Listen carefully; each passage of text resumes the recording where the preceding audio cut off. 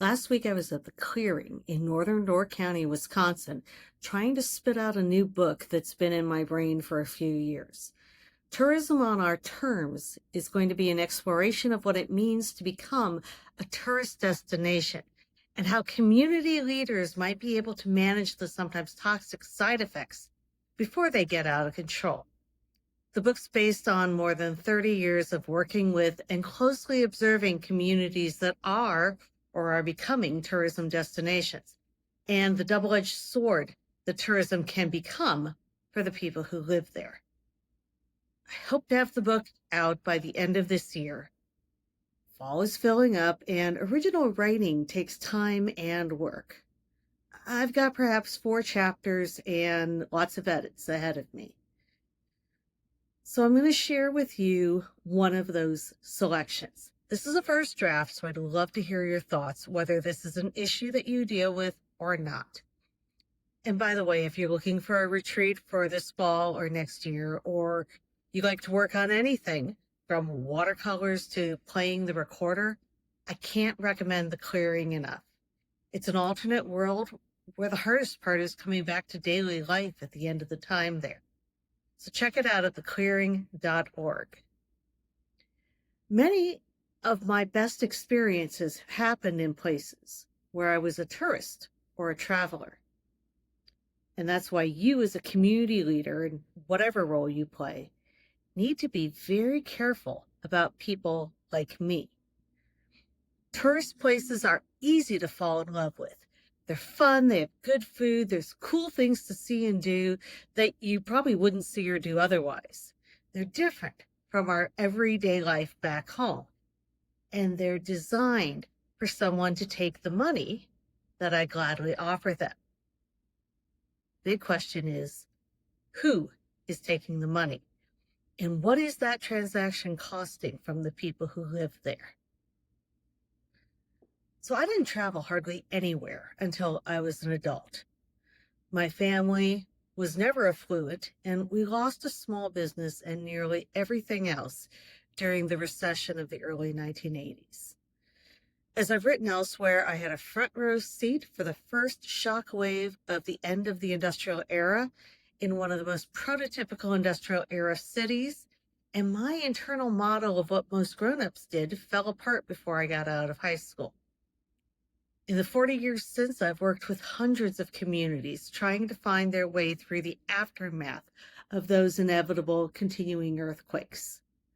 Problem is, most communities don't have a clear path to their life after industry. Most scramble, wheedle, give away the farm to get some semblance, some faint hope of the security that they used to know. This is why economic development incentives have ballooned since the 1980s. Sometimes we will do nearly anything to fill that very real hole. For many of the most abandoned, the most historically abused and forgotten communities, the thousands who don't make the site selector lists very often, tourism can look like an answer to prayer. We have stuff. And it's stuff that might be valuable to someone else, someone with money. And at least some of it is stuff we already have.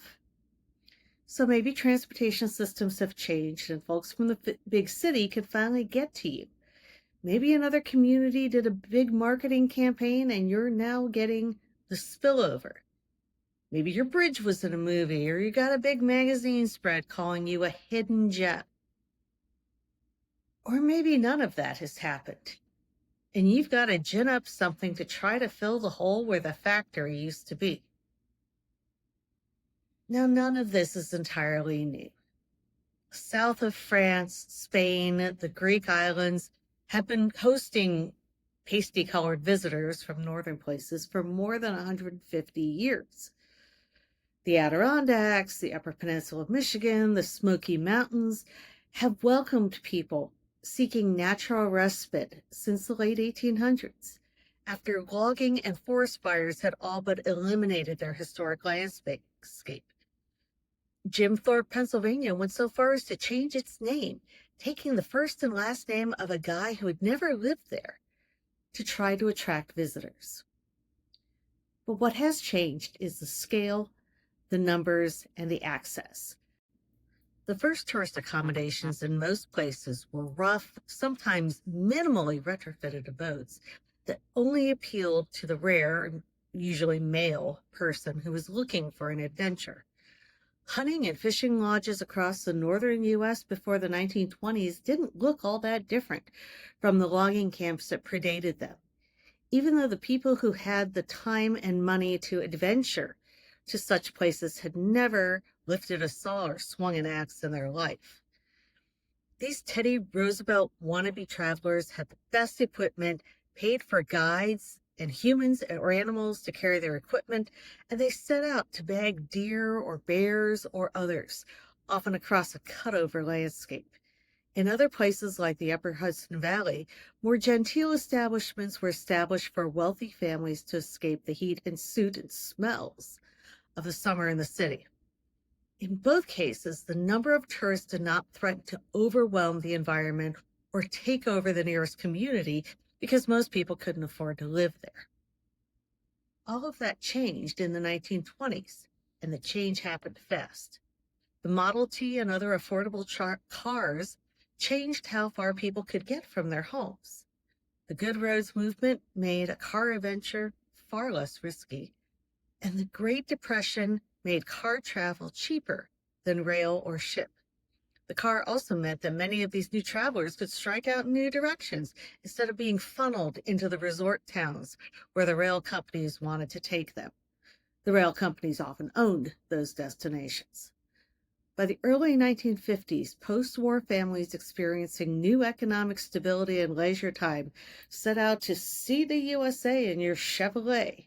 They piled children and suitcases into their station wagons, bound for pretty much anywhere. And there were lots and lots of new everywheres. Motels, swimming pools, roadside attractions with caves and blue holes, and gravity-defying mystery spots. Shops selling Native American trinkets, tiny mugs and saucers, fossils, rocks, plastic dinosaurs that didn't look much like any dinosaur that was known at that time, and much more.